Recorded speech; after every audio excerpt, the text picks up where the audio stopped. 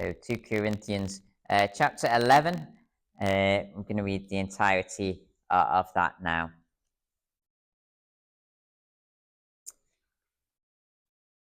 Paul, writing to the Corinthians, says,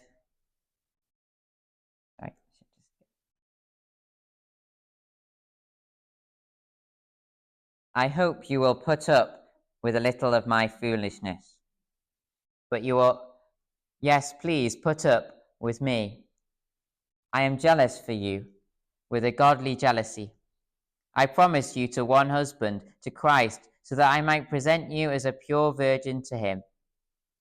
But I am afraid that just as Eve was deceived by the serpent's cunning, your minds may be somehow be led astray from your sincere and pure devotion to Christ. For if someone comes to you and preaches a Jesus other than the Jesus we preached, or if you receive a different spirit from the spirit you received, or a different gospel from the one you accepted, you put up with it easily enough. I do not think I am in the least inferior to these super apostles. I may indeed be untrained as a speaker, but I do have knowledge. We have made this perfectly clear to you in every way. Was it a sin for me to lower myself in order to elevate you by preaching the gospel of God to you free of charge? I robbed other churches by receiving support from them so as to serve you. And when I was with you and needed something, I was not a burden to anyone, for the brothers who came from Macedonia supplied what I needed. I have kept myself from being a burden to you in any way, and will continue to do so.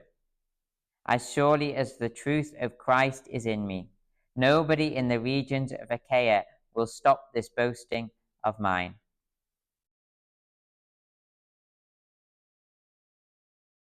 Why? Because I do not love you? God knows I do. And I will keep on doing what I am doing, in order to cut the ground from under those who want an opportunity to be considered equal with us in the things they boast about. For such people are false apostles, deceitful workers, masquerading as apostles of Christ. And no wonder, for Satan himself masquerades as an angel of light. It is not surprising, then, if his servants also masquerade as servants of righteousness. Their end will be what their actions deserve. I repeat, let no one take me for a fool, but if you do, then tolerate me just as you would a fool, so that I may do a little boasting. In this self-confident boasting, I am not talking as the Lord would, but as a fool. Since many are boasting in the way the world does, I too will boast. You gladly put up with fools, since you are so wise. In fact, you even put up with anyone who enslaves you, or exploits you, or takes advantage of you, or puts on airs, or slaps you in the face. To my shame, I admit that we were too weak for that. Whatever anyone else dares to boast about, I am speaking as a fool. I also dare to boast about. Are they Hebrews? So am I. Are they Israelites? So am I. Are they Abraham's descendants? So am I. Are they servants of Christ? I am out of my mind to talk like this. I am more. I have worked much harder, been in prison more frequently, been flogged more severely, and been exposed to death again and again. 5 times I received from the Jews the 40 lashes minus 1. 3 times I was beaten with rods. Once I was pelted with stones. 3 times I was shipwrecked. I spent a night and day in the open sea. I have been constantly on the move. I have been in danger from rivers, in danger from bandits, in danger from my fellow Jews, in danger from Gentiles, in danger in the city, in danger in the country, in danger at sea, and in danger from false believers. I have labored and toiled, and have often gone without sleep. I have known hunger and thirst, and have often been gone without food. I have been cold and naked. Besides everything else, I face daily the pressure of my concern for all the churches. Who is weak, and I do not feel weak? Who is led into sin, and I do not inwardly burn?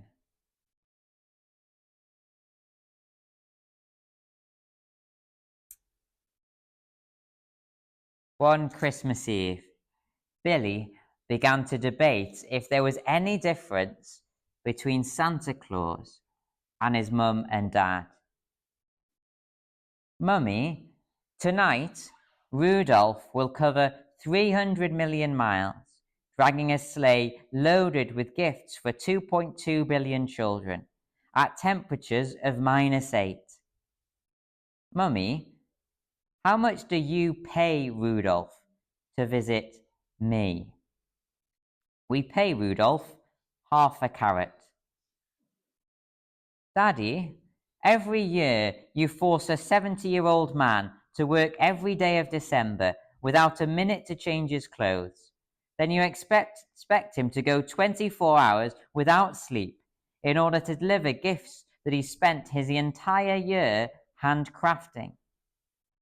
Daddy, how much do you pay Santa to visit me? We pay him 1 bite of a cookie and half a glass of milk. Mum, Dad, I don't think you care.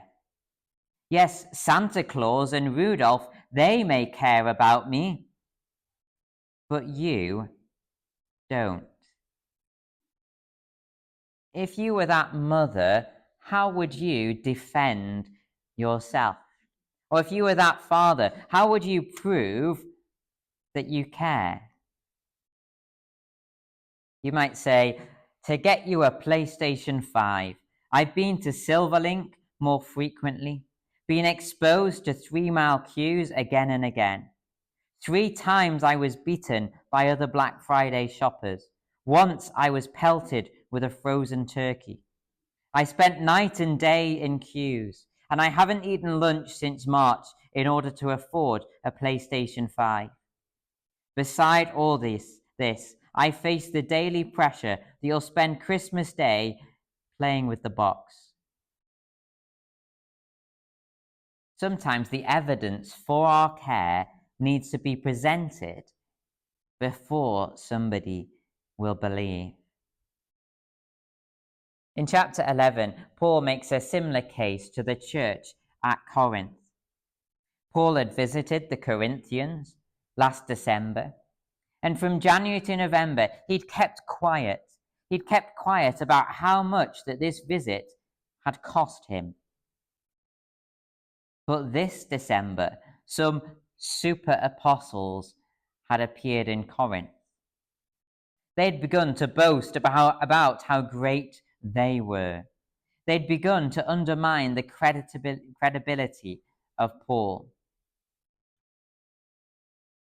And because of the actions of these false teachers, Paul was forced to act like a fool. He was forced to boast to the Corinthians.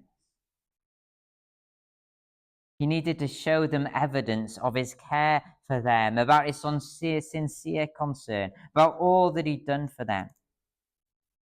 But sometimes the evidence of our care needs to be presented before somebody will listen. I mean, just think, how many of you know people who have a prejudiced view of Christianity, or maybe a prejudiced view of the church? People today might be prejudiced against the church because of BBC headlines or the books of Richard Dawkins, or maybe they've had genuinely bad past experiences. One of the most effective ways to break down these prejudices is for the church to show itself as a community of people who care. But how many people today believe that God's church cares about them?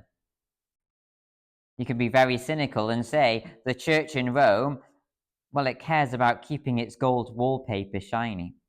The Church of England cares about keeping its latest scandal hidden. The Church of America cares about how many dollars I pledge to donate. There's a real great need for the church to remind the world around it that God is a God who cares about people. And people will first see Christ's care through you and I. So though Paul was writing to first century issues in Corinth, chapter 11 is really essential reading for every 21st century church, including us in North Shields. But just as the Corinthians needed to know about Paul's sacrifice for them and how he was walking in the footsteps of Christ, so too the world today needs Christians who will sacrifice themselves, Christians who won't sacrifice the truth, and Christians who walk in the footsteps of Christ. So firstly, the world needs Christians who will sacrifice themselves. So in verse 2, Paul begins by describing believers as the bride of Christ. This kind of bridegroom analogy is meant to communicate the depth of Christ's love for his people. However, if Paul was a Valentine's Day card writer, he might have used more cheesy words like this. You know, Valentine's Day cards, they have kind of cheesy little things inside of them, like, oh, such and such loves you to the moon and back, or such and such loves you with all his heart. However, the force of these words can evaporate in an instant. You know, I love you to the moon and back, but I bought you this card from the newsagents around the corner. I love you with all my heart, but I forgot to remove the sticker saying this card only cost me 29p. We all know that love is not measured by the words being said, but by love being shown in tangible ways. And for these reasons, Paul, he only spends one line saying that he loves the Corinthians. And instead, Paul reminds the Corinthians the distance his love made him cover. He points them to the actions that his love caused him to make.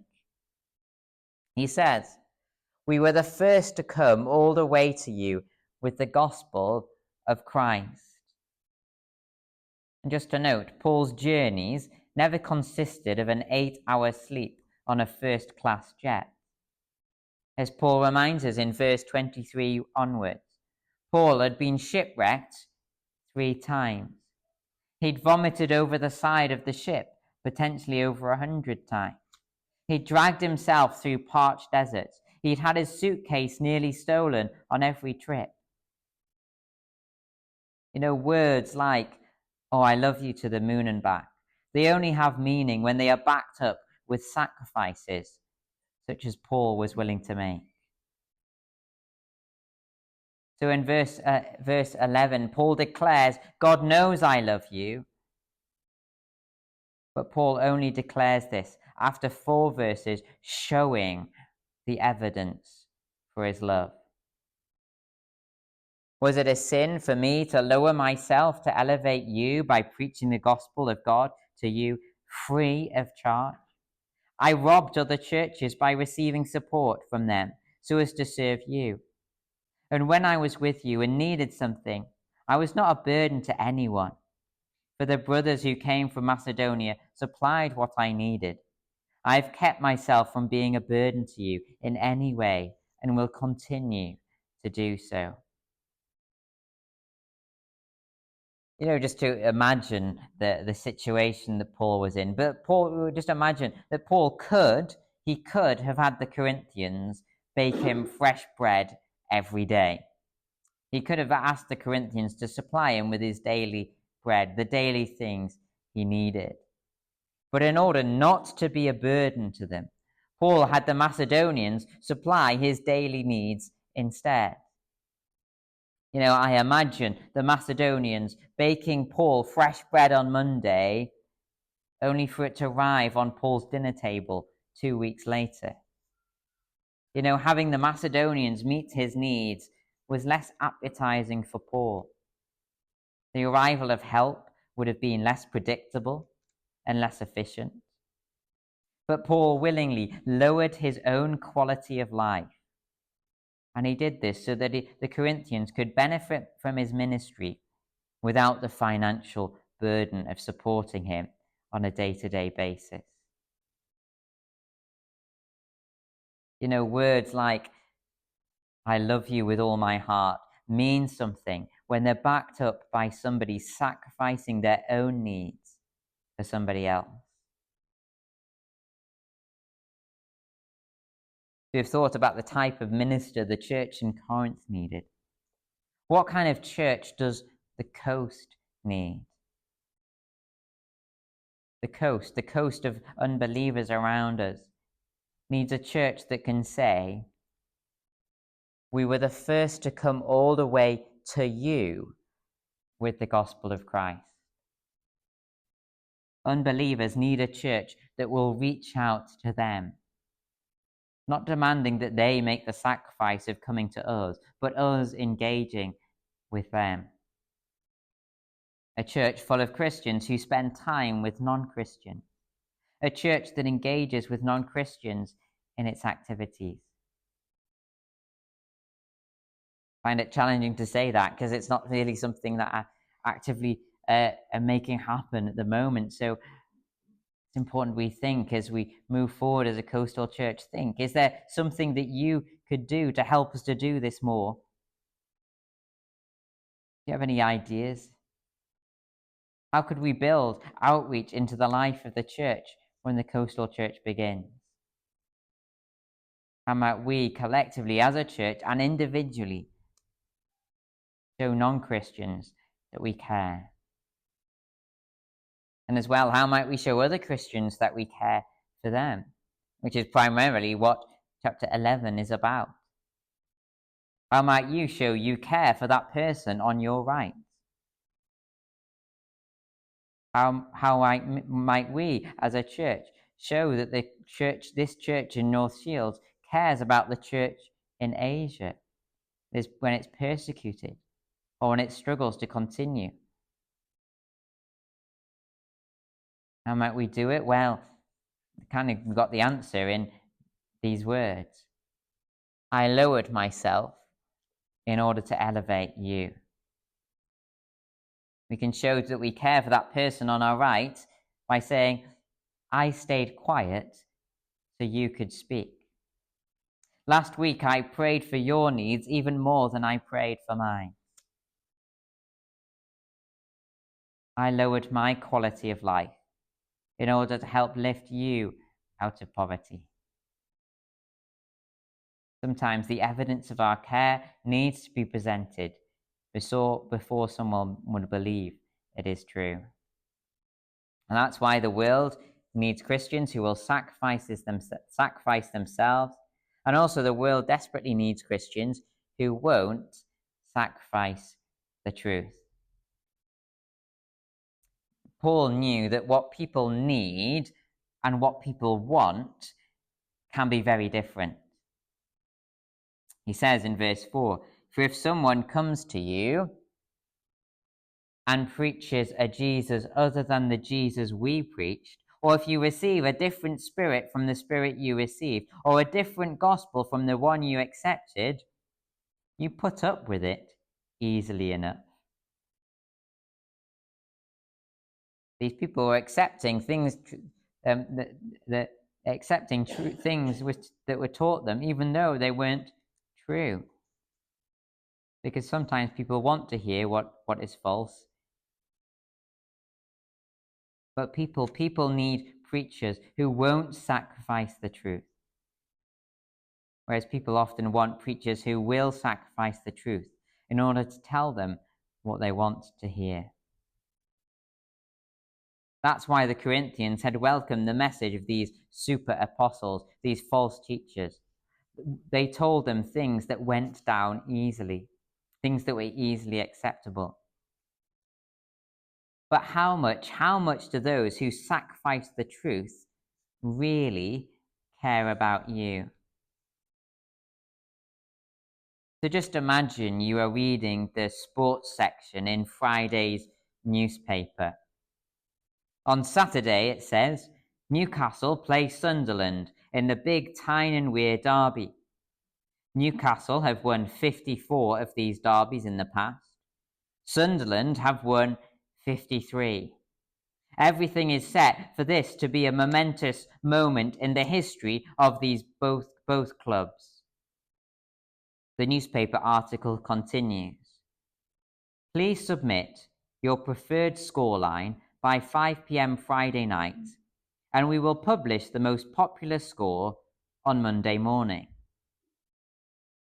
That would be an absolutely ludicrous thing to happen, because newspapers are meant to report news, facts. They're not meant to report popular opinion. Or imagine Newcastle are drawing 1-1 with Sunderland in the 90th minute. In the dying seconds, Anthony Gordon scores. The Sunderland players shout at the referee, telling him it's offside. The Newcastle players shout at the referee, insisting it's a goal. And so for 10 minutes, the referee analyzes the video VAR replay, and as both teams continuously shout at him, it was offside, it was a goal, it was offside, it was a goal, it was offside, it was a goal, it was an offside, it was a goal. And after all of this, the referee reaches his final authoritative decision: one of you is right. And that's how the game ends. One of you is right, but everybody has to spend the rest of the season not knowing who it is. But everybody's opinion is equally valid, right?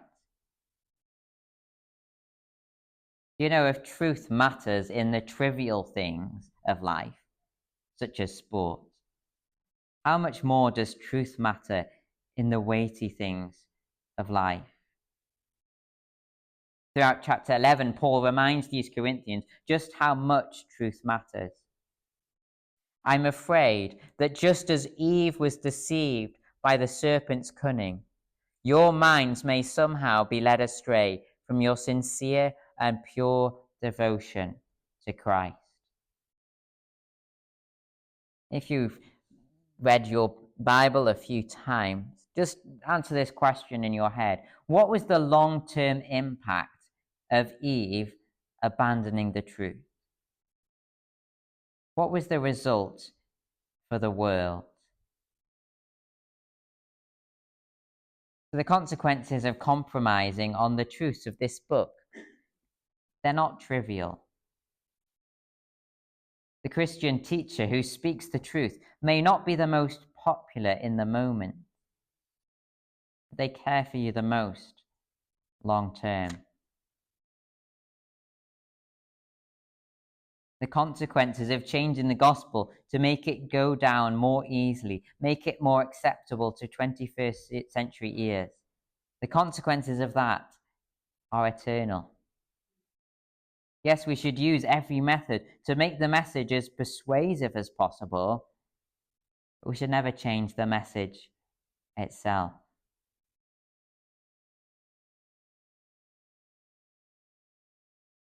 That's why the world needs Christians who won't sacrifice the truth.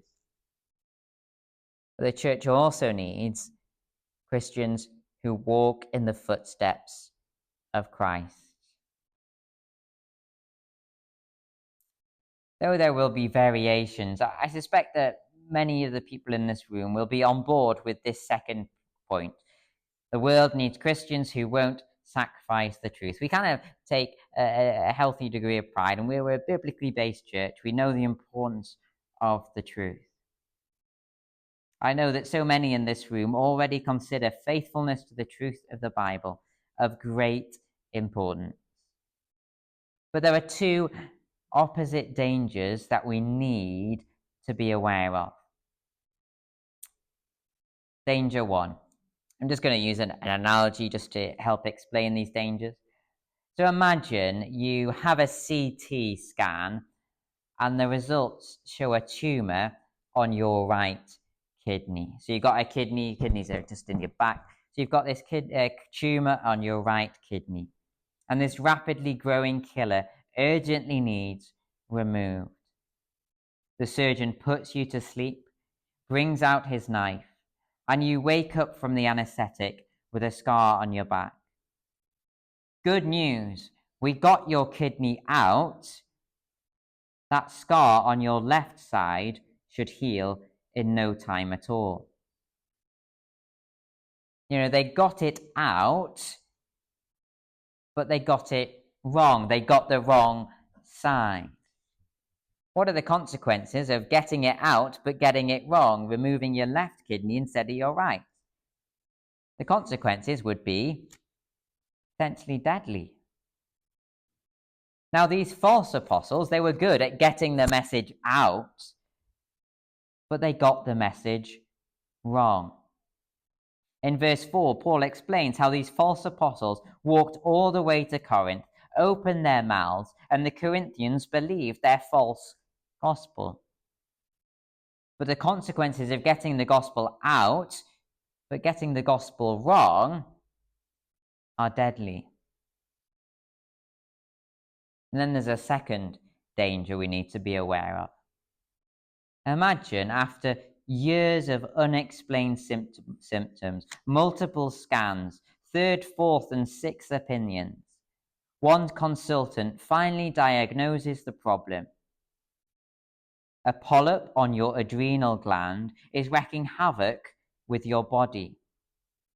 The surgeon puts you to sleep, brings out his knife, and you wake up from the anesthetic with no scars.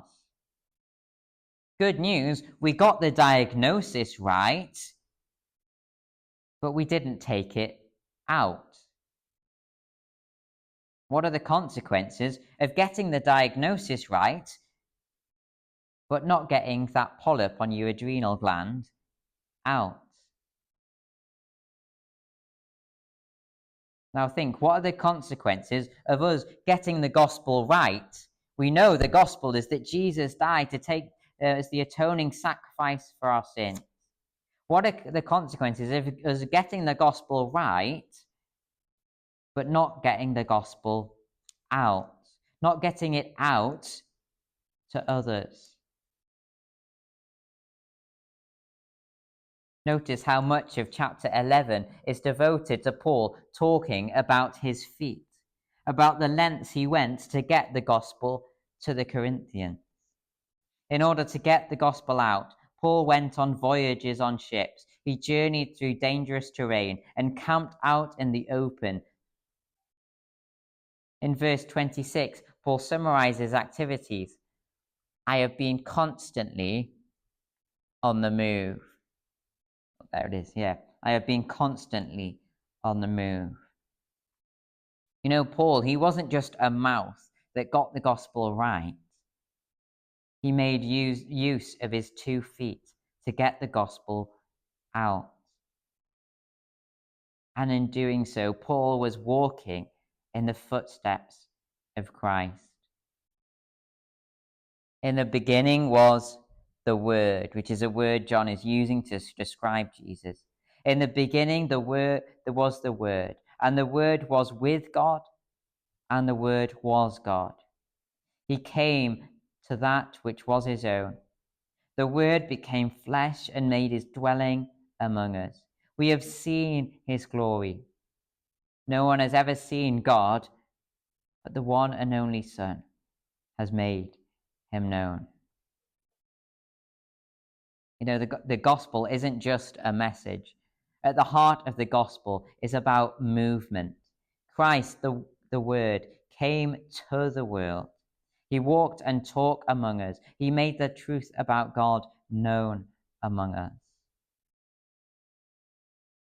Let us celebrate this great truth that Christ would come all the way to earth to reach out to us. Let us celebrate this truth and walk in the footsteps of Christ and do the same. making sure that we get the good news out to others. In that kind of with those thoughts in our minds, we will sing our closing hymn together.